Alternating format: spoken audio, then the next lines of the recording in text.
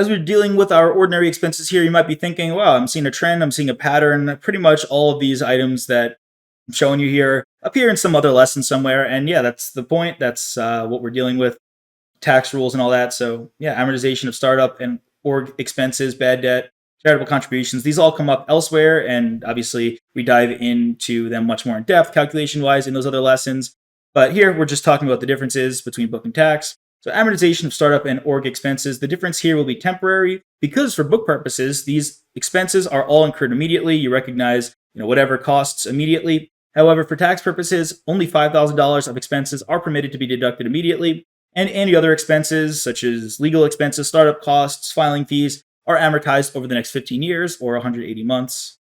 Bad debt expense, how does that work? So you don't get paid, the customer has an accounts receivable out with you and they don't end up paying you. We've got two different methods for our book versus tax purposes, temporary difference. The allowance method is used for book purposes and the direct write-off method is used for tax purposes. Not going to get into too much of the difference there. This is important for the financial exam. However, just got to know that there is a difference between bad debt expense methods. Now, the question you might see, a sim might say, for book purposes, it was 10,000 higher, right? So you might have to reduce that. That's just what you would see. You don't have to really know about how to do the methods.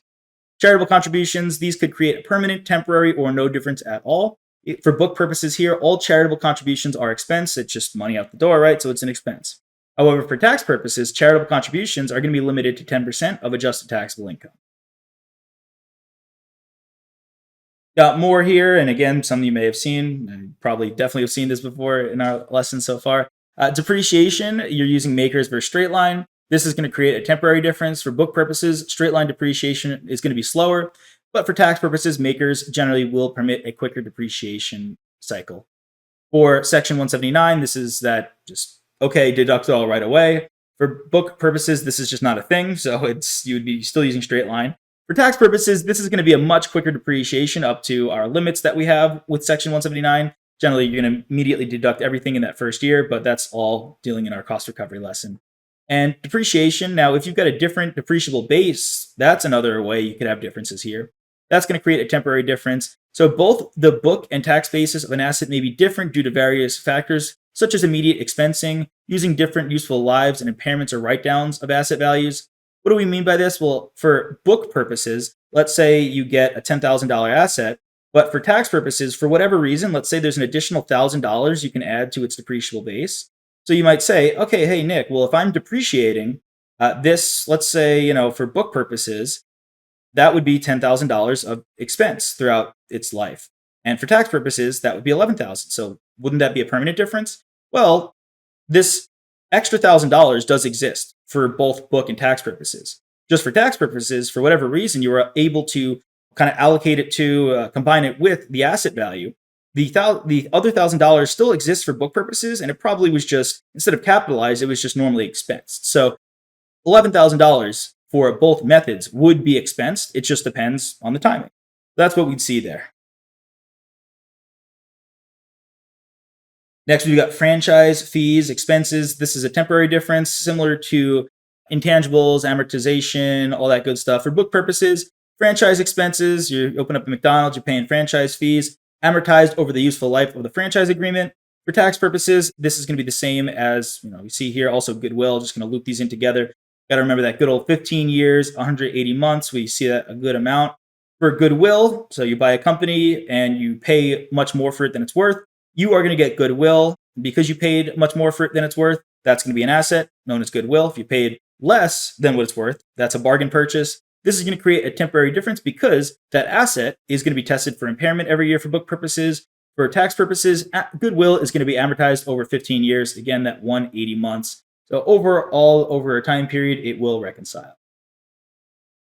We've got meals talking about permanent differences. Now, yes, there are sometimes exception here, 100% internal purposes, such as a holiday party meal.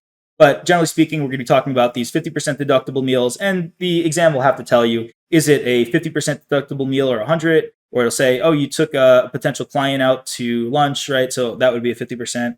Whereas for book purposes, meal expenses are deducted when incurred. Officer compensation, this is another rule, another difference that we've got. This may create a permanent difference or no difference at all. Now, for book purposes, there's no limit on officer compensation, pay what you want and deduct it immediately, expense it immediately. However, for tax purposes, there is a $1 million limit on the deductibility of officer compensation for each the company, the CEO, the CFO, and its three other highest paid officers. Any amount above this for each of these members would not be deductible. So it could create a permanent difference or no difference at all, depending on this limit and how much we reach it. State taxes, this will create no difference at all because for both book and tax purposes, once state taxes are paid, the amount is expensed. And why are we even talking about that if there's no difference? Well, that could be a trick. They could be trying to trick you on the exam, give you to that as an answer, and don't fall for it. Hey there! Are you ready to not only pass your CPA exams, but truly understand and enjoy the material while studying? I know it seems impossible, right? Especially to enjoy the material? We'll do it together. Tap into the power of CPA.examprep.ai, where we've got personalized quizzes, multiple choice questions, memorization guides, flashcards, simulations, all tailored to your learning. Our adaptive study planning puts you on the fastest path to success and lifts you back up if you fall behind. Avoid wasting your precious time and money attempting an exam with a low chance of passing, because who wants that? We want to get you through this process as quick as possible. Our exam readiness prediction lets you walk in with confidence, knowing that you're prepared for success on exam day. Thankfully, there's no payment method needed to get started, so why don't you come join us? Visit cpa.examprep.ai and let's achieve your exam success together.